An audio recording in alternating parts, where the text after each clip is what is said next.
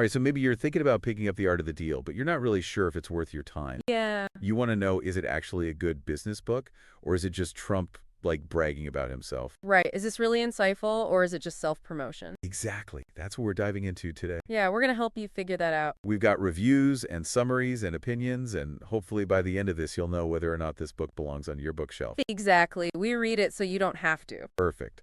Now, this book's been around for decades, so who exactly is the ideal reader for The Art of the Deal today? Ooh, that's a good question. Is it someone who's, like, just starting out in business, or is it a seasoned entrepreneur?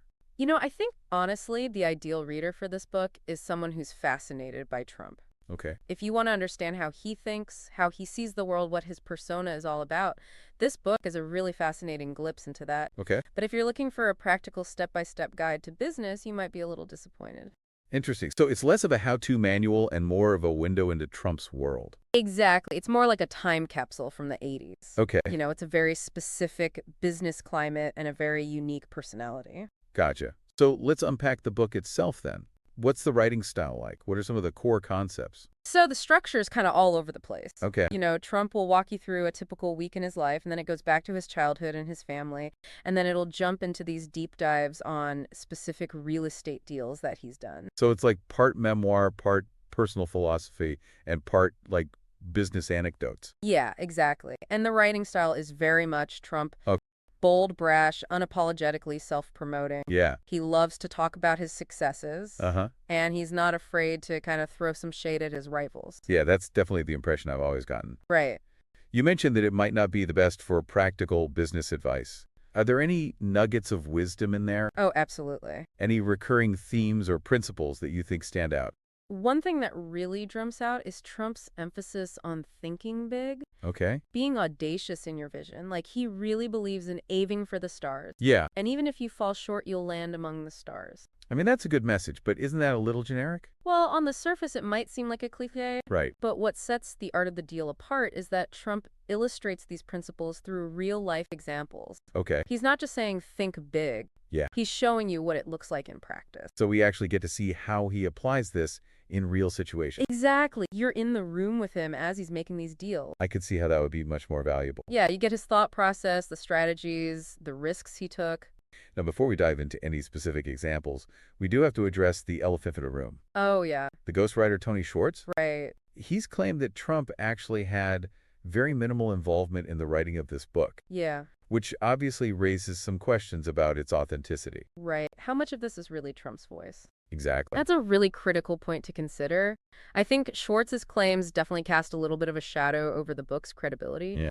But even if we acknowledge the ghostwriter's role, I still think the book offers some valuable insights into Trump's persona, his approach to deal-making, his worldview. That's a good point. So regardless of who actually put pen to paper, the book is still a product of Trump's brand, his ideas, his persona. Right. It's almost like a collaborative performance, you know? Yeah. Schwartz is the writer, but Trump is the director, Okay. shaping the narrative and the message. Interesting analogy. So yeah, even if we take Schwartz's claims at face value, I think it still holds value as like a window into Trump's world. Yeah, like watching a documentary. Exactly. You may not agree with everything he says, Right. but it's still a glimpse into his reality. Exactly. I like that way of framing it. Yeah. It's not about taking everything as gospel truth. Right. It's more about observing and analyzing what's presented to us. Exactly. And you might learn something along the way. You mentioned wanting to see how he actually applies this thinking big thing in practice. Yeah.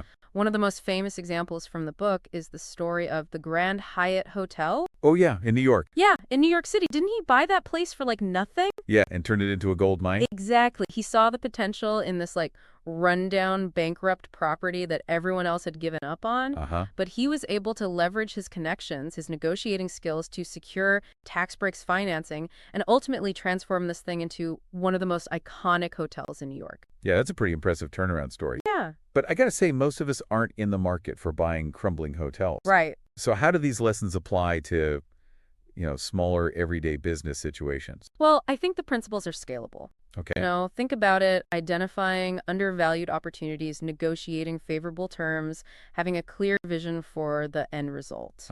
Those are all things that you can apply whether you're launching a startup or closing a small business deal. Okay. So it's more about adapting the mindset Exactly. not necessarily replicating the exact deal. Right. Another concept that Trump really emphasizes in the book is the power of leverage, Yes, leverage. using every tool at your disposal to get the best possible outcome. Absolutely. He believes in using your reputation, your connections, even your opponent's weaknesses to your advantage.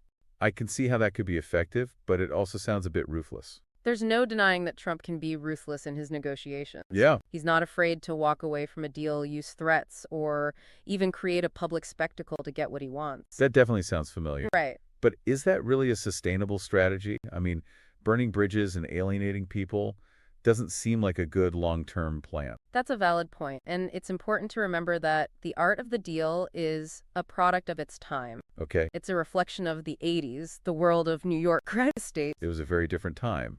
Very aggressive, high stakes. So yeah, whether those tactics are ethical or sustainable is definitely up for debate. So maybe not the best playbook for ethical business practices in today's world? Right. It's more like a case study in a particular style of deal making. That makes sense.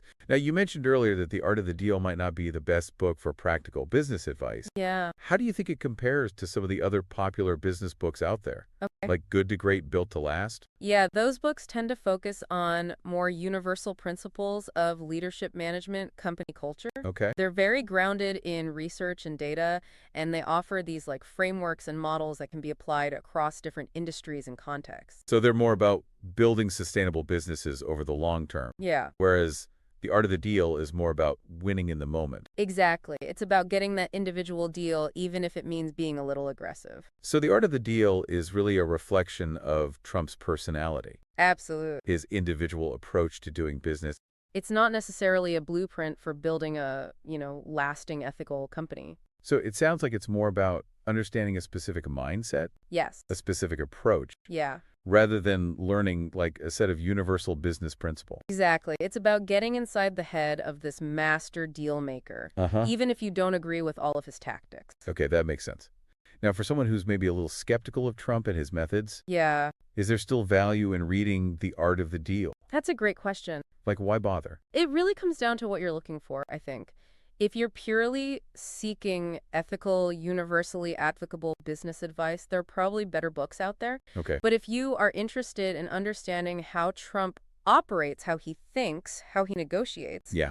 then this book is absolutely fascinating. Okay. It's controversial, but it's a really interesting read. Just going in with a critical eye, understanding the context of when it was written and who the intended audience was. So it's not necessarily a must-read for every aspiring entrepreneur. Right.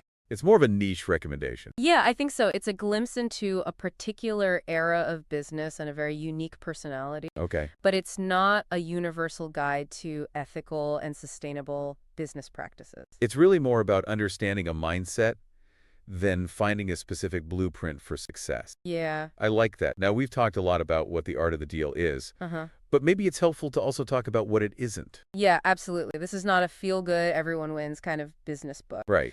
Trump's philosophy is very much about coming out on top, Uh-huh. even if it means, pushing the boundaries or maybe outmaneuvering your opponents. So readers shouldn't go in expecting warm and fuzzy business lessons. No, definitely not. This book is a product of its time. Right. It reflects a much more aggressive, win-at-all-costs approach to business that was really common in the 80s. Makes sense. So knowing all of this, what's your final verdict? Is The Art of the Deal worth reading in 2025?